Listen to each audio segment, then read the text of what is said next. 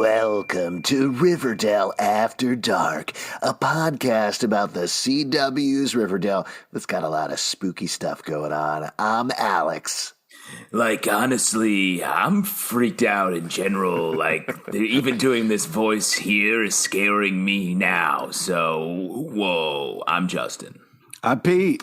And we are going to be talking about Season 6, Episode 2, Chapter 97, Ghost Stories, which takes a new tact on the classic 3 stories mode that Riverdale has done a couple of times before. It's surprising to see it this early in the season, but we get a lot of fun and a lot of very spooky stuff. So, very briefly to recap before we get into the episode, we are in an alternate universe called Rivervale. That's probably the most important thing to know. And the last episode, everybody in town got together because they were having some big problems. The maple trees weren't blooming. The women weren't getting pregnant. And ultimately, the only way of solving that problem was by cutting out Archie Andrews' heart in order to replenish the soil. And I grew up in a small town, so I get it. Like, this is what you do. My garden's not, my tomatoes look weird. Kill the hero.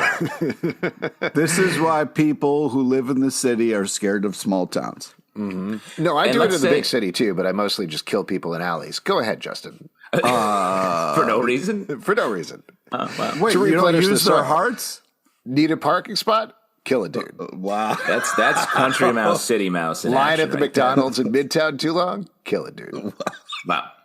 First off, I guess that's your mistake. That's your mistake. It's nicer to just killing dudes. You're not killing women, I guess. Absolutely. It doesn't work with women. Cheryl firmly established that last episode. She talked about it. That's canon. Wow. In any case, they killed Archie, and that does replenish the soil as we get into this episode. The other thing that happened is that Betty is and was pregnant with his baby, his son. She never knew it. happened. Other things that are going on here, Toni and Fangs are together and raising baby Anthony.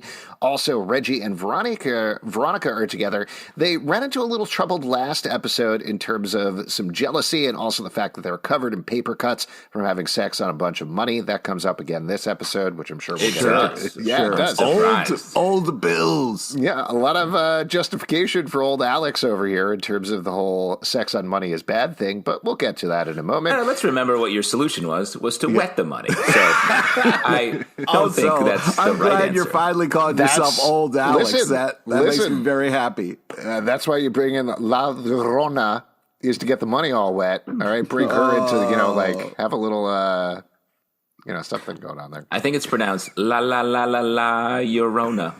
Listen, as I've learned from this episode, you can pronounce it literally any way you want. It's fine. Slam. And last but not least, Jughead and Tabitha have moved in with each other. Last week, they had some problems with some bugs getting on their heads, and this week, some other things get into their heads. So, lots of stuff to talk about here. And certainly we should continue to speculate about exactly what is going on in Rivervale. But given that we have these 3 stories, even though they cross over a little bit in a nice way, we get to see Betty talking to Tabitha later on in the episode. I think maybe that's the only item of crossover here. But I think we can talk about each of them individually. So why don't we start with Reggie and Veronica first off? Yes. Over the course of this storyline, Reggie is very bummed out because his dad is in the hospital. He's sick. He's on the brink of death. This is a surprising turn, particularly given that they repaired or started to repair the relationship the last time we saw them in the town of Riverdale. And here he gets cheered up when he sees his old car, Bella. Now, before we get too into it, I'm going to turn it over to our resident car expert, Pete LePage, Gearhead, to weigh in on Bella. Well, first off, unbelievable Charger there. just phenomenal. I'm glad we got to spend some time in it. I was upset it got creepy, but I guess this is part of the ghost thing. But it's tough because the car alone was worth the shots. So we didn't let me need ask the you, ghost. Pete, as a man who, what did you think of the story of Reggie having sex with his car? As a man who also has sex with cars. No, I don't know what's happening here. I'm not a part of any of that, but I do think that we did get some car love. It was creepy, but I'll take it. Car love, yeah. Mm-hmm. So we find out over the course of this episode, we do see there is a ghostly presence who appears in the car. It turns out to be Isabella Soprano in yet another prequel to the show. Very exciting for fans. When they said Soprano, I was like, really? That's the name? That's what we went with?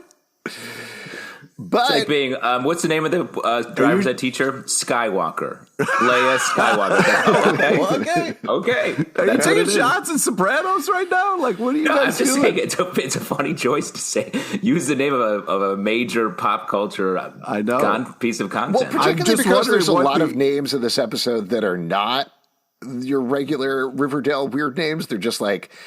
I looked it up, and maybe I missed something here, but La Llorona turns out to be, what's her name? It's just something normal. It's a normal name. It's not a weird Riverdale name. And I was like, I'm not sure what's going on here. So to your point, to have Isabella Soprano definitely sticks out there in the middle of the episode. That's what I'm saying. It's like it just caught me off guard. It's like, huh. Oh, and then there was no other reference. It's not like it was like she was gunned down in some sort of mob they didn't leave us hanging in a diner shot. You know what I mean? Mm-hmm. Or she went to her therapist and over the course of several seasons really did a lot of good work to make herself into a better... you think, well, in fact, you think it helped? The therapy for Toni Soprano? Is that what you're talking about, Pete? Yeah. I don't know. I've never seen that show. So... I'm sorry. I know it's good. I just haven't seen it. I have too much on my plate watching Riverdale episodes 3 times in a row. Okay. Oh, you're always talking about full your plate. Not flexing somebody else, all right? Yeah, it's Thanksgiving, Alex. Everybody has a full plate. Yes. Oh, man. So what we ultimately find out here, a lot of this is playing on the insecurities that Veronica and Reggie have in their relationship. But as we find out, not only did Isabella Soprano have inappropriate relationships with a bunch of kids at the school, but she was also the one person who listened to Reggie. She did not have inappropriate relations with him. She was the shoulder he could cry on and tell about the abuse that was happening with her father. And by the end of the episode, not only does Reggie's father die, but Veronica gives him a new car, which is also haunted by Bella. Lots of stuff to unpack there, and I have a lot of different, very, I would say, complicated thoughts about how they roll this out. But the one thing that I will say they did really nicely with all 3 storylines of this episode is they used ghost stories the way they should be used, metaphorically, to push the characters and use them in a very, Haunting of Bly Manor, Haunting of Hill House way to talk about the ghosts that are haunting people. In this case, in this storyline, the relationship of Veronica and Reggie and how that is the specter of high school in particular is looming over Reggie. When he's wearing the high school jacket, it was like, but it would be nice if we could maybe not... sure, ghost story, fine. But, why don't we just leave it an old teacher and not have to be and then sexually assaulted some minors? What are we doing? This is my huge issue here is I like how the actors played it. I thought Charles Melton in particular was phenomenal. Really His good, admission of saying my dad died 20 minutes ago. Yeah. Got me choked up when he said that. Oh, yeah. And I think he played the scenes well. Camila Mendes played the scenes well as well. Yeah. All the emotion was really there. But to your point, Pete, this is the second time the show has done a sympathetic sexual assaulter with Miss Grundy for the first season. And that's not great. I did not Stop like that. doing that. Yes, that's not a cool storytelling mode. It was especially weird because it was she sexually assaulted many students. And then it flipped and Reggie, that was the person that he trusted. Yeah. And I was like, what a weird choice there. And I don't know why that was necessary for the larger piece here. Yeah, you really took us right to the edge of the cliff for no reason, it turns out. It was just It gets into this, tricky is the wrong word, but probably bad is a better word, area where we discuss things of like, oh, but I know the person and I like them. They were always nice to me. And that always comes up with abusers in society at every level. And sure, they treat different people differently. If that's something the show wants to explore, and potentially it will explore going forward, though I kind of doubt it because we're in a different type of horror story in the next episode, that's fine. Like, explore that, dig into that, what that means for Reggie, and make him confront the fact that this was an abuser. It doesn't matter how she was to him. But as it is, I don't think we could excuse one side of somebody's behavior for the other side of somebody's behavior. I was a lot in a short amount of time, and it was just like what. But anyways, I just felt like, what are we doing here again, and how do we keep getting here? The show, I was like, what first time, okay, a horrible, I don't know whose idea, whatever, but fine, but like, stop shooting yourself in the foot, please. Especially when you want to see more of that car. Mm-hmm. Yeah. I would just like to spend some non-creepy time with a car. Can't somebody appreciate a car and not be creepy? I did, by the way. This was the second episode directed by Gabriel Correa, who's directed a lot of episodes on the show.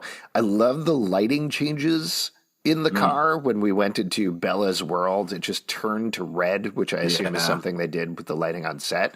And I just thought that was really, really nicely and subtly done. Even if Reggie was turning on the car in the garage with the door closed, which not a great idea. I was really worried about how dark this was going to get. We turned on the car. I was like, you're inside. Reggie, what's happening now? Like, what? Yeah. Where is the show going? Maybe there was no ghost. Maybe it was just all fumes. Yeah, I think it was Reggie slowly dying. Throughout the episode. So you've gone dark. You've gone dark in this new Rivervale world. I don't like it here. It's freaking me out.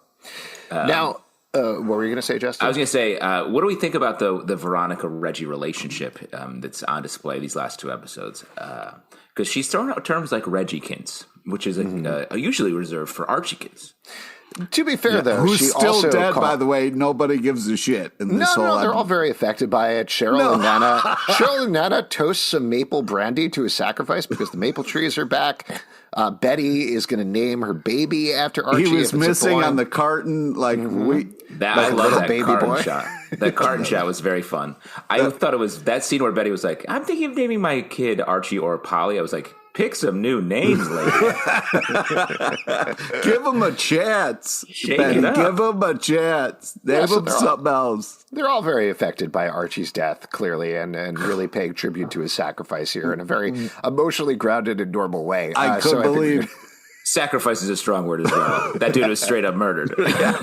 You mean a ritual sacrifice? Mm-hmm. Yeah, like showing up to a party realizing, oh, they're going to murder me sacrifice. Now, speaking of Veronica saying things, though, I don't think we can trust anything she says because she calls up Reggie and says, don't mean to be a nooge. Yes. I was like, what sort of term? And then maybe this is a term maybe my streaming went bad for a second. Like, I wasn't sure. I was like, what just happened? Don't mean to be a nooge. I'm a bit of a nooge, so I get it, but I just don't know what she means by that. Mm-hmm. There were a couple of other things that I wanted to call out in this storyline. When Reggie and Veronica are making out in the car, All My Love by the Righteous Brothers played, which is a reference to Ghost, the famous song for that movie, so that was very fun. And then, what was the other thing? Oh, there was another mention of Chuck Clayton. Last episode, we got to see Chuck Clayton on the magazine. This week, we get to hear Veronica calling back to the time that Chuck slut-shamed her for making out in a car, which obviously is a bad thing that happened in season 1. Yeah. But at the same time, do we feel like we're leading up to a Chuck Clayton reappearance here, or is it just... Let's hope not. 2 refs is very close to a pattern, so it feels intentional. I mean, it may be that they're sort of rebuilding the Rivervale world by touching all the other points, and I feel like they've done that a little bit so far. But I agree, it is weird to have it twice. In classic Candyman rules, the more times you say the name of something, the more times, the more likely it is to appear. Absolutely. So yeah, that'll be interesting to see him back. Why don't we, I'm sure there's other things that we can call out here, but for the moment, why don't we move on to Jughead and Tabitha's storyline, which is a very interesting one as well. I really, because I was like, okay, we're doing this stupid, Rivervale thing. Like, Archie dies in the first one. Jughead's got to die in the second one, right? And so close. He got really playing with our emotions on that. Well, it is interesting that you bring it up because I feel like a lot of people speculated that this whole Rivervale thing has to do with Cheryl's curse on the town that she dropped in the season 5 finale. We know that back in the day, Abigail Blossom was burned at the stake by the ancestors of Archie, Jughead, and Betty. And there was that very fun moment where they're all sitting at the table and Veronica's like, so I'm not part of this, right? And excused herself from there. So yeah, there was a little part of me that thought, okay, Archie dies, then Jughead dies, then Betty dies. This all has to do with the curse. But given the different quote-unquote death that we see towards the end of the episode, it seems like they're going in a different direction potentially, but they definitely tease out that Jughead might die this episode. Yes, it does feel like it. I love that you reference Hill House that definitely, when you said that, I was like, oh, that's sort of what this is, and the inspiration. It's like I was saying last episode, it's taking the characters and the relationships and just heightening them out into like a ghost world where the stakes are higher, people can die, and that I think that's fun. So I don't think we're going to stick to a particular pattern, but I will say there are 3 more episodes, which could lead us down that path that you're laying out. So this thing with Jughead and Tabitha, just to briefly talk through it, and then we can jump back and talk about some of the moments. They are still figuring out how to live together in their new apartment. Jughead is just kind of sitting around all day and bumming around and going through his writing process. Hang up the paintings, Jughead. She asked him to hang up some posters. Come on, Jughead. You got to care, Jughead. You got to put in the work. Secret room in the apartment, which he turns into a writing nook. Meanwhile, Tabitha, by the end of the episode, it turns out, is being possessed by the ghost of Sam and Diane. Oh, nice shout out. Speaking of references, Sopranos, Cheers, hitting them all. All the spookiest shows. Spookiest shows on television. Norm still haunts this bar. No. Yeah, well, nothing is Norm in the town of Rivervale. Boy. And Jughead and Tabitha. Whose dad just got here? Sorry, guys, we stopped down for 45 minutes for Alex to write that joke, and then start back of it. And he said it. So, like, just so you know, this, did you guys like it? Was it funny? Was it funny to you guys? Okay, thanks. Really good. Oh, great. I'm so glad to hear that. That's how the process works. And we should edit that last part out that you just said, Alex. Yeah, I'll definitely get to that. So Tabitha is almost actually kills Jughead, breaks his typewriter, but ultimately get to this place where they tell each other they love each other by the end of the episode. And there's a lot of interesting... just fast forward through all the stuff there, guy. Remember when I said I was going to recap it and then jump back and talk about moments? Fucking A, man. So how many recaps do you do in an episode? Several for this one, because we have all these mini stories. I know. Yeah. So we ultimately get this resolution here where Jughead talks about it's their first real fight. Maybe love is just a series of tests. And I do think, once again, getting back to this idea of metaphorical ghosts, what we're really getting here very clearly in these first 2 episodes is the specter of the Bughead relationship over the Tabitha relationship, where the first one, as Pete, I believe you pointed out last episode, literal bugs infesting the place, and that's the thing that's bothering them. They're also like, so that's infesting the apartment. This episode, they get an old couple who was very obsessed with murder and suicide and death. Ultimately, we find out there's this great moment where Jughead says, I don't let anybody read my vomit drafts. As soon as he said that, I was like, oh, no. This is going to be a problem. And then Betty ultimately says, he always let me read his vomit drafts. He always thought that was, he wanted me to read it most raw. Yeah. And this is the thing that is haunting. This is the specter that is looming over this relationship. And I really like that they're dealing with this. Pete. Okay. Jesus Christ. Stop taking all the good stuff after you do the whole recap. So also taking the good stuff. I want to talk about the fucking Betty the good stuff. Haunting this relationship. Not you, asshole. Listen, the moment when she throws the typewriter and he's like, oh, Betty got me that. It was like such a, like, he looked like a puppy dog who just lost its toy. Like, it was so sad and like heartbroken. It was such a fun little moment. But then, yes, also the reveal, and it made sense. Like, you know, when we have ideas, just like we went through the emotional roller coaster of your dad joke, like there's versions of it that maybe we don't want to show the world, and then there's something that's polished and ready to be put out there, you know? So it's like... So you're on Jughead's side here? When you write something, maybe it's not ready to read yet, you know what I mean? Like, let me look at it again, you know, there's misspellings, there's stuff that, you know, maybe you're not too proud of, but like it made sense, I think, for the different kind of relationships and the different kind of people. And I agree with you, Pete, because I've considered Bughead to be the sort of vomit draft of relationships on this show. And the fact that we're getting the Tabhead relationship is a sort of a second draft, a more refined draft. Ooh. And other relationships, perhaps in the show, are more refined versions of the initial relationships. No sweat on that. So I'm glad we were in agreement. But I do think this whole, I love this story because into that. You did, and I saw the trap. I was like, you were just look at this. Like, this is like a little breadcrumb right here. Yeah, but it was more. I didn't put a Mountain Dew on a bear trap, and you walked right into it. Well, but it was more like I didn't even lay the trap. I was like, look, this bear's just standing in this bear trap. Anybody else see this? But I really love this story because it was sort of a metaphor for that first big relationship you have in your life, where it is the vomit draft. And yes, you reveal. No, I mean it. You reveal more in that first relationship because you don't know what you're doing. And that doesn't mean it's better. When you grow up, you get better at relationships and you refine how you deal with them. And I thought this is a good metaphor. Also, that typewriter's trash. He's writing his novel on trash. Get a laptop, dog. Is what Dude, if I was Tabitha. Man, sometimes it helps to get like old school with it. Don't. That's not true. Pete, don't bite into what Justin's saying. He just got hired by Dell, and every time he says "get a laptop, dog," he gets paid $5. Wow, that's actually printed on the Dell now. Yeah. Just says "get a laptop, dog." Two things that I wanted to mention about this, just bouncing very sideways from you guys. The first thing, so.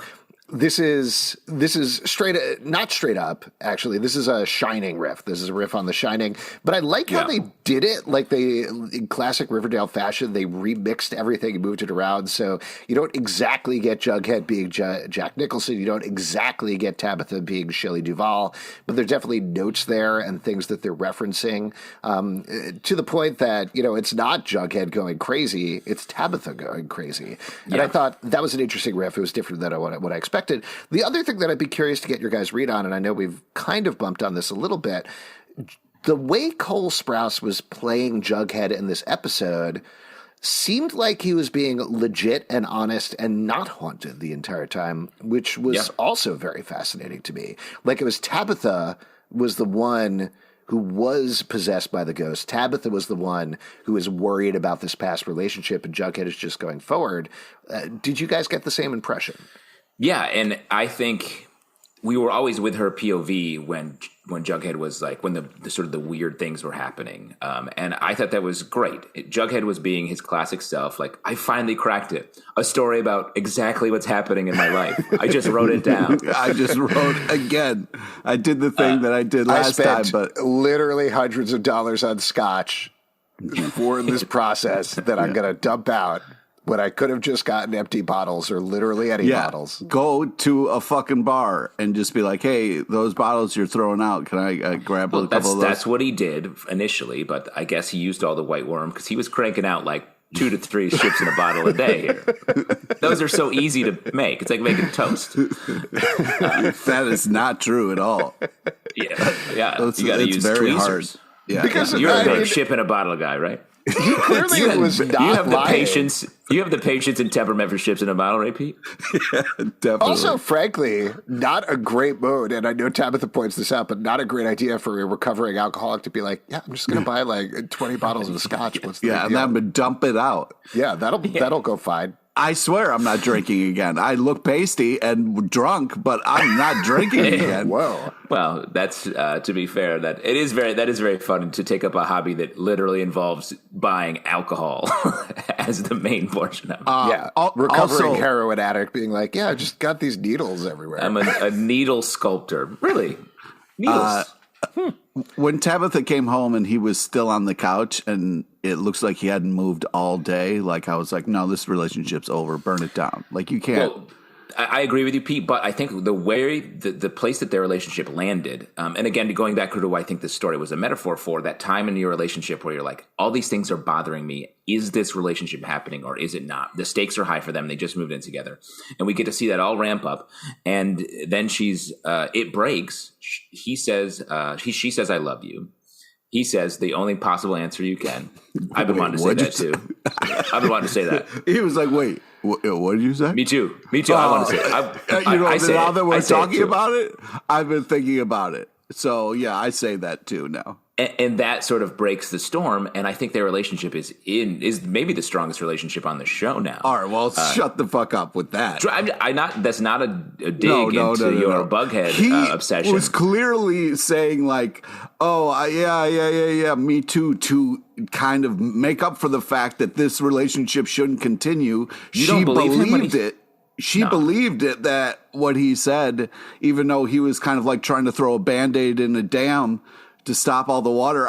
It was like, no, this is a horrible idea. We shouldn't continue. Oh, wait, I love you. All of a sudden, there's no water. Like, oh, okay, everything's fine. I said, again, I think Jughead is being pretty straight up here most of this episode. Yeah. But that said, to the point that you're making, Pete, I do think there are some underlying things that point to potential fractures in the future. One of them, the way that he delivers, how could you, this was a gift from Betty, he hasn't let go of that relationship. Like, there are still things that he needs to deal with there. And also, I don't know, I assume they were going for this, but the fact, I know we were joking about it, but the fact that he literally is trying to preserve ships in bottles points to the fact that he's like, I still have these things going on in the background. I still ship Betty. Yeah. Yeah. Yeah. I still ship Bottle. Famous relationship. Bottlehead? Bottlehead. Bottlehead. I love that. Well, let's remember, Alex said last episode, Bugs. This episode, he was going to get hit in the head with a hammer. It's all right there, guys. Also, Betty's still a character, and they talk about their relationship. That's another clue. That's another big clue. All right. I'm sure there's other things to talk about, but why don't we jump into the final storyline, because it's definitely a big one, as Toni... First off, we get this huge Ghoulies versus Serpents fight that is wild. Yes. It is wild. Jets versus sharks, like breakdance fighting style. It was great. Good, just from a production standpoint. Fun fight sequence. Yes. To kick off the episode. Then we reveal that Toni killed a kid with a knife.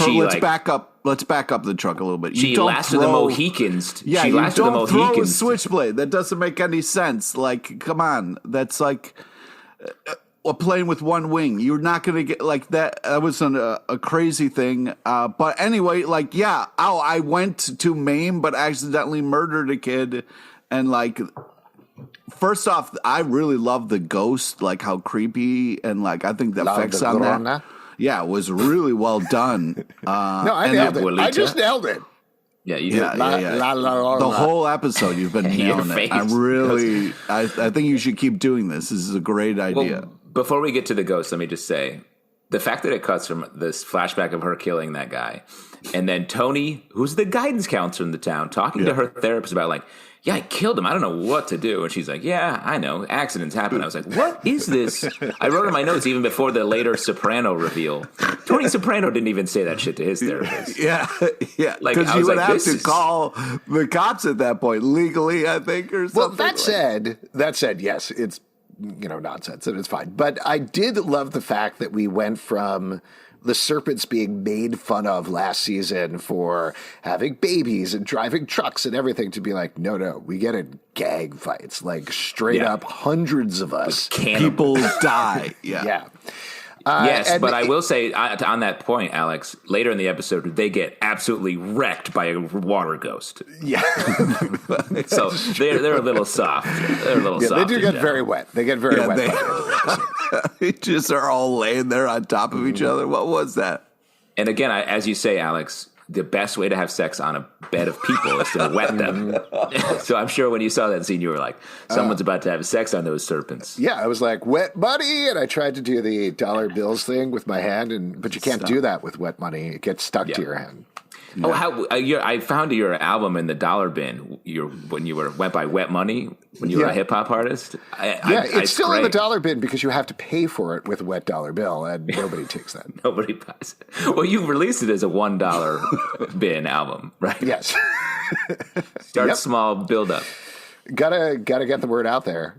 Gotta get the word out there. So anyway, yes, there is this huge fight with the Ghoulies and the Serpents. Ultimately, Darla Dickinson's son gets killed. That's what kicks off this whole thing. We find out later that Darla has summoned La Llorona from the Sweetwater River.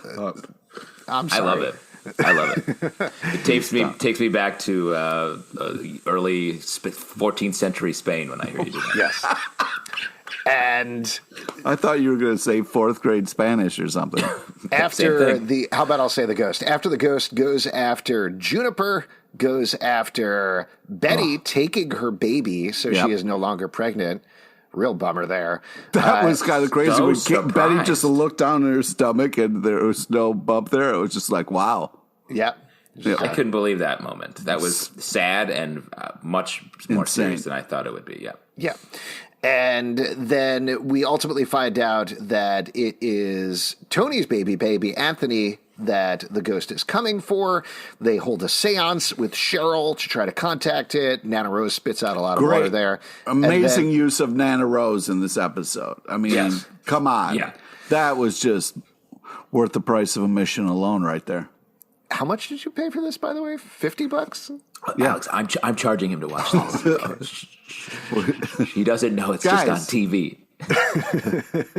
I charge him Broadway prices, $175. He enacts the whole thing for me, It's a one-man show. And ultimately, by the end of the episode, and then Pete, just so you know how this works, we'll jump back and talk about specific moments. At the end of the episode, Toni takes over for La and becomes the new La Llorona and disappears into the Sweetwater River. So once again, Rivervale has claimed another victim. But what do you guys think about this? I thought my big takeaway here, this was legit scary. Filmed perfectly like a horror movie. It was way too scary. When that ghost first came out of the swamp, I was like, what the fuck am I watching? And it was a hard cut from a scene of it's like, here's some normal stuff happening. And then it was just like, rising monster. I could not believe it. It was very scary across the board. The whole time. And the pace of Riverdale, and this is a huge, I think, a credit to this show. The pace of Riverdale has only increased in Rivervale. They're jumping between these stories very quickly, and they're still able to maintain the different horror flavors, like you were talking about with the red in the car. That's very different. That's sort of like 80s Stephen King movie vibes to this, which is much more like modern, The Ring style horror. The fact that they're able to jump between those stories and maintain the thing, and it's legit scary to me, a jaded human man. That's amazing. Yeah, you all right, really? Bro? I'm good. Yeah. Are you sure? Really well filmed. There were so many great sequences here that were, again, very scary. I don't know the actress who played the ghost, but she clearly did a good job. But the one that I thought was so good and what I liked so much in the sequence, I loved the school sequence when Toni is sitting there at her desk, sees some water dripping, realizes what's happened, goes out in the hall, and turns into badass Mama Toni, and immediately springs into action. Like, I could watch a whole horror movie about that. But that was hysterical. I was like, Toni, what are you going to do? You got an axe and you're going up against a ghost. Like, I love how badass you are, but I don't know if you... Well, though we find out later, we didn't touch on this in the Tabitha storyline, but Tabitha finds out from Pop that there was a ghost at Pop's who died in the deep fryer.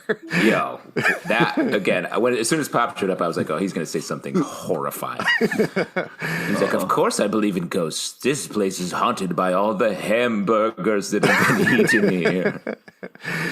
He should have immediately said, like, after that story, by the way, we got a new deep fryer. You know what I mean? Like, there was that you were worried about that maybe they weren't able to make French fries? Yeah, or like the fact of like, are you still using that same fryer? Like, what's going on? Or like, Kevin's in the background somewhere being like, I think I got a nose from this pile of fries. Ghost fries? Like, I love it. I love the nose you've been adding to the fries. This gives me a good plot line in this episode. Aw. Sorry, Kevin's not doing anything. It's a real bummer. I miss it. I miss him. I miss him. He was there. I've been thinking about your theory you said last episode, Alex. That if this is all Kevin's dream or Kevin's thing, because he is oddly there, almost haunting this show, but he's not doing anything. No, he's not doing anything, which to your point that you made last episode, Justin, he often doesn't do anything. But True. Should I leave one you guys of our theories, alone? One of our theories just is want correct. to compliment each other the whole time. And Pete, you like cars. The animated movie, but can you rank them real quick? Cars 1, 2, and 3. Like, how do they rank for you?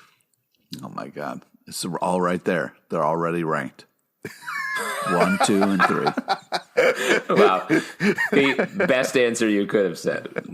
They came ranked. But what were we saying? Oh, my point was that Tabitha finds out that ghosts are scared away by noise. That's information that's given to her, which doesn't actually, interestingly, pan out in the Jughead Tabitha storyline, but does pan out for Toni as we get to see her turn on the fire alarm, bring out that axe, which, yes, I don't think she thinks she's going to chop up a ghost, but her shouting and creating all that noise is the thing that scares off the ghost from the school. So I like that. I like the end of that sequence. I thought that was cool. Yeah, definitely. I agree. And it was like a good sort of ghost thriller action moment for her. The way it was shot, the way it played, I thought was really cool.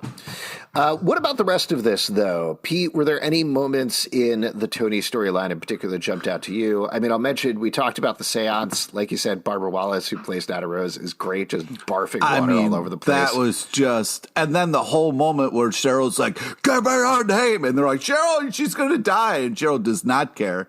She's, doesn't mind torturing Grandma Rose. I loved what Madeline Petch was doing in this scene because Cheryl loves this. She is reveling in the seance and calling down ghosts and everything, which very similar to the last episode where we're getting the impression that Rivervale is her comfort zone. Also, the fact that... I think she's going to have to pay a price for that eventually. Also, the fact that, Toni was like, okay, shit's gone down. I got to go to Cheryl. You know what I mean? Like... Did you view this, Pete? Did you view this as a Shody scene, or is it just Toni going and getting help from Cheryl, another resident of the town? Well, first off, go fuck yourself for what you're trying to say. I'm not trying to say anything. I'm legitimately asking you a question as my friend who does a podcast with me. Yeah. Anyways, I did. There wasn't a lot of chemistry or back and forth. But it was nice that Toni was like, okay, well, this is crazy town, and we know who is the mayor, so let's go see her. So even if it wasn't what I wanted it to be, it still happened. So, That's true of everything. Let me say on the Nana Rose tip, I think she might have summoned herself there. She's really feeling it. Mm-hmm. And I don't think there's a lot of evidence to say that any of that was abnormal for Nana Rose on a regular Tuesday afternoon. Right. She just that's her Tuesday. Comes in for lunch and starts barfing water and channeling ghosts. She's like a drinking fountain. She's the Rivervale drinking fountain. Oh my God. Gross. On the Shody front, I will say it's not necessarily romantic progression, but the fact that we did get Cheryl helping Toni the last episode, Toni going to Cheryl for help this episode, Tony's dead, so it might make it difficult. Yeah, I mean, Tony going forward. Fair. That was such a moving moment, and it was like so creepy to see her like fully ghosted up like that. I thought that was really well done, and the whole like sinking back into the water. Oof. Well, let's get to that in a second. But on the Shoni thing, I do think we talked a lot about how Toni needs to be the stable center of that relationship, and Cheryl needs to move back from where she was in earlier seasons to be ready to be in a relationship with Toni. And instead of that happening, the entire gravity of this show has shifted to Cheryl. And Tony's like, well, it makes more sense for me to be a swamp ghost than anything. Yeah. So I think but that's she's what moving closer. When you make the choice to be a swamp ghost, that's closer to Cheryl's world. You know what I mean? So she is making steps towards Cheryl in that way. Well, also she makes the choice at the end of the episode where she sacrifices herself and she gives up baby Anthony to Betty, who has lost her baby. Yeah, she was like, "Hey, episode. Sorry, here." Lose baby, take a baby. It's the old Penny thing. So what do you think about that, particularly that Betty is now going to be baby Anthony's mom, potentially raising him? I think I was surprised by it. I thought it was a nice way to button up all the plot lines in this episode. I was surprised because it felt like so much of this story of Rivervale was built around Archie dying and then this new Archie being raised to then make a sacrifice. And the fact that that's just not what's happening, it seems now, unless baby Anthony is going to sort of become a new Archie or something.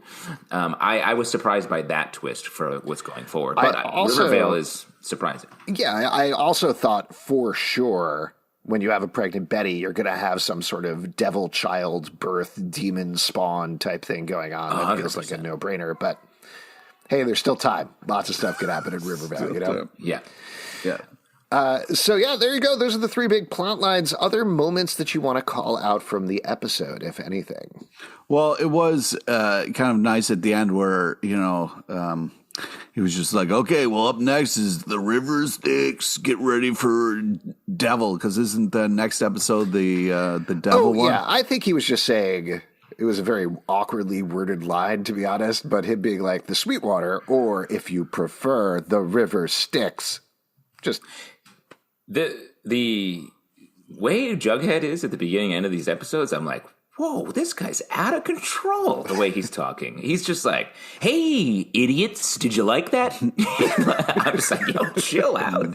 He's big like your show, Jughead. Calm down. He is big like drive time DJ energy, telling a horrifying story. Well, he's not actually doing Rod Serling, right? He's doing a little more Crypt Keeper. A little bit, yeah, Crypt Keeper. Yeah, it's more like drunk Crypt Keeper, but yeah.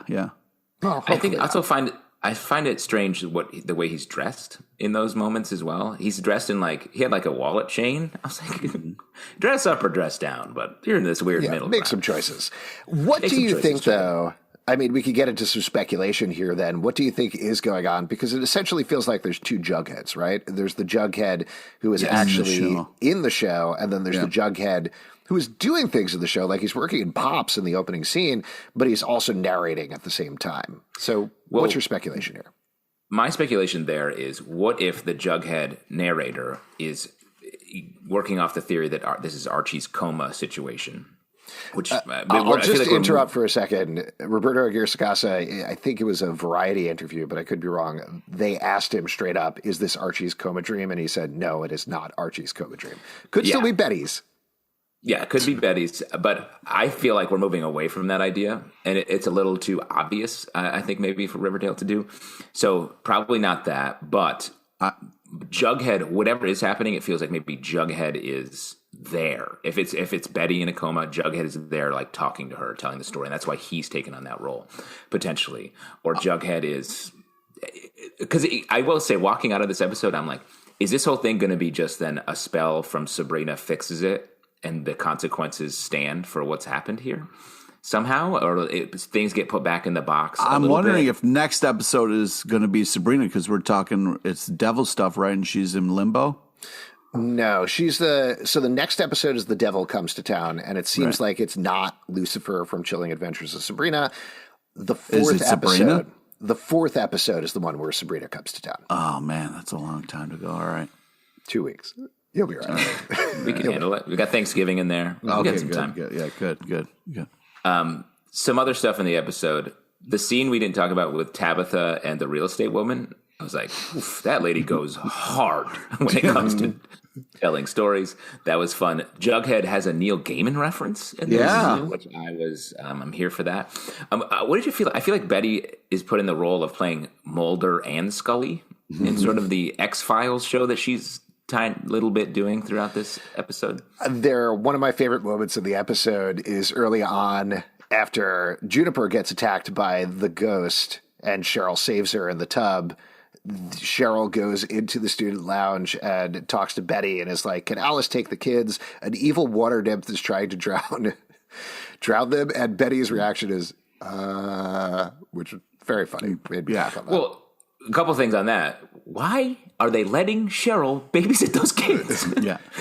Well, why is Cheryl in charge of a team of redheads? Like this doesn't make any sense. That's why. She is the chief redhead and now is the only redhead in the town after the death of both Jason Blossom and Archie Andrews. Yeah. She needs to take control of them because, as we know, in Rivervale, in Riverdale, and in real life, redheads are out of control. That's I really 100% wanted true. when Toni was like, hey, ghost, that's my baby, stop. I wanted the ghost to turn and look and be like, yeah, I know, and just like keep walking because like... Oh, you wanted a sarcastic, like, funny guess. A sassy the ghost La knows Llorona. whose baby it is. Like, what the heck? Like, why do you think that ghost is going to stop and talk to you? You should watch Ghosts, the new comedy on CBS. It's a big hit. I just want to go on record for saying I think it's Jughead in a coma because that's why he's hosting it. And maybe, like, he was just laying down for a nap in Reggie's garage when Reggie turned on the car and, like, closed the garage door. That makes sense. Yeah. I don't know how that narratively works. I thought Toni using her guidance counselor powers at the top of the show, and then at the end of the show, she guidance counselors La Llorona into taking her job.